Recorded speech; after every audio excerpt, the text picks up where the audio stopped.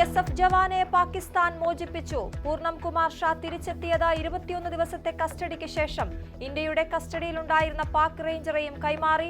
ഷോപ്പിയാനിൽ വധിച്ച ഭീകരരിൽ നിന്ന് സേന പിടിച്ചെടുത്തത് വൻ ആയുധ ശേഖരം. ഓപ്പറേഷൻ സിന്ദൂറിന് ശേഷമുള്ള സ്ഥിതിഗതികൾ വിലയിരുത്തി കേന്ദ്ര ക്യാബിനറ്റ്.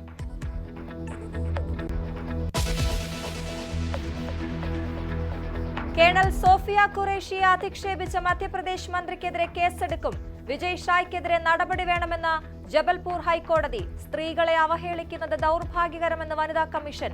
പ്രതികരിക്കാതെ BJP നേതൃത്വം.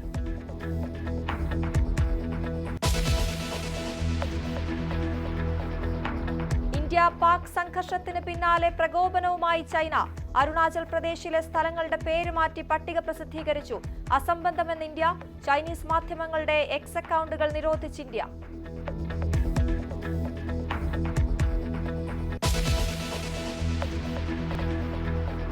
വഞ്ചിയൂരിൽ യുവ അഭിഭാഷകയെ തല്ലിച്ചതച്ച ബെയിലിൻ ദാസിനെ പിടികൂടാതെ പോലീസ്. അറസ്റ്റിൽ നിന്ന് രക്ഷിച്ചത് ബാർ അസോസിയേഷൻ നേതാക്കളെന്ന മർദ്ദനമേറ്റ അഭിഭാഷക. ബെയിലിനെതിരെ അസോസിയേഷന് പരാതി നൽകി. രക്ഷപ്പെടാൻ സഹായിച്ചവരും നിയമത്തിന്റെ പരിധിയിൽ വരുമെന്ന് മന്ത്രി P. രാജീവ്.